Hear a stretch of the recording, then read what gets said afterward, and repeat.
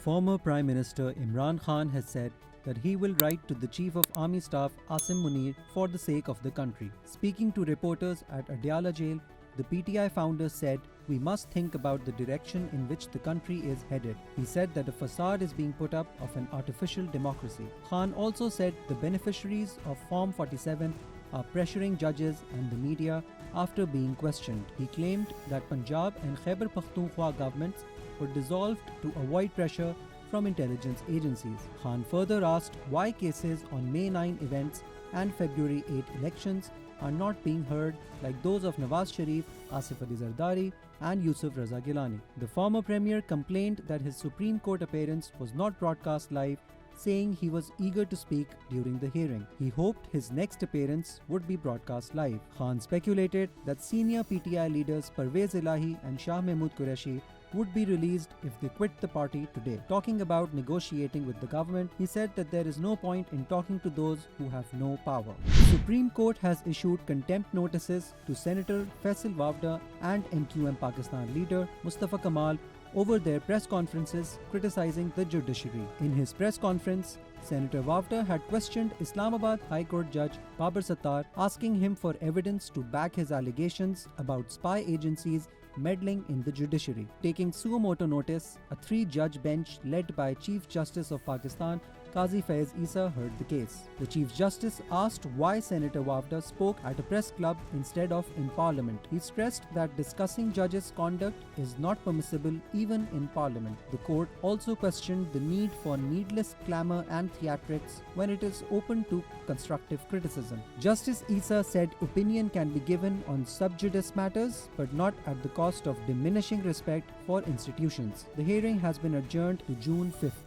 Around a dozen assailants attacked and blew up a girls' school in the Wana Dapkot area of South Waziristan, causing significant damage but no reported loss of life. This is the second attack on an educational institution in the region in recent weeks. The school was the only private girls' school in the area and had been under threat from terrorist elements for some time. Despite prior alerts to law enforcement, no measures were taken to safeguard the school.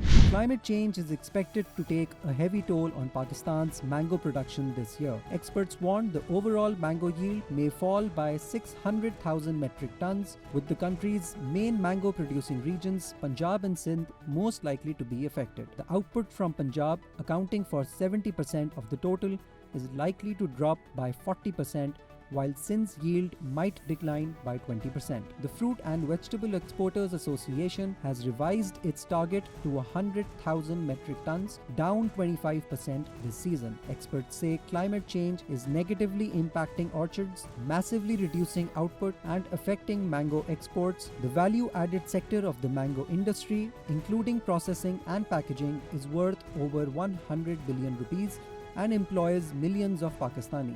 The State of Israel requests the court to reject the request for the modification and indication of provisional measures submitted by the Republic of South Africa. An Israeli official was heckled when she was making a statement in the International Court of Justice. The incident took place in The Hague when Israeli legal advisor was trying to defend her country's military offensive in Gaza. The official was asking judges to throw out South Africa's request to order Israel to halt operations in Rafah and withdraw from the Palestinian territory. A woman who shouted "liars" was removed by security guards, a rare protest in the ICJ courtroom. Spanish Prime Minister Pedro Sanchez has announced that his country would recognize a Palestinian state, but only in a joint action with other countries. In an interview with the local TV channel, Sanchez denied reports that Spain would recognize a Palestinian state on May 21st. He said that any recognition would be a collective decision made with other countries.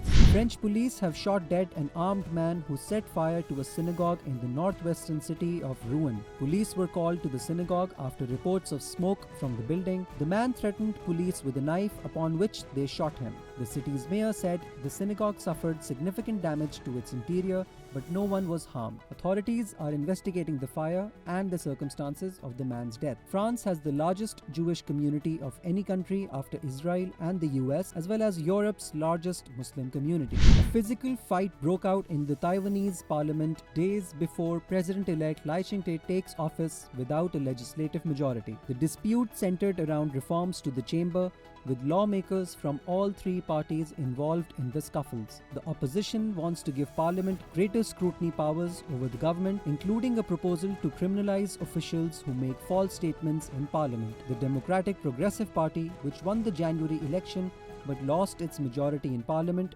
opposes the reforms, calling them an unconstitutional abuse of power. Lawmakers from all three parties traded accusations about who was to blame for the altercations, with some wearing military-style helmets and others leaping over tables. Brazil will host the FIFA Women's World Cup in 2027 after winning the bid against Belgium, Netherlands and Germany at FIFA's annual Congress. The vote was split 119 to 78 as the delegates decided to send the 10th edition of the tournament to South America for the first time. Things are getting spicier in court as two Indian restaurants battle over the origins of the world-famous butter chicken. The Moti Mahal and the Daryaganj restaurants are sparring over who invented the dish, with the former demanding $240,000 in damages. Moti Mahal claims its founder Kundan Lal Gujral created the dish in Peshawar in the 1930s, but Daryaganj claims Jaggi invented the dish at their relocated Delhi eatery, where Gujral only handled marketing. The court will have to rule on where, when, and by whom the dish was first made when it hears the case next on May 29.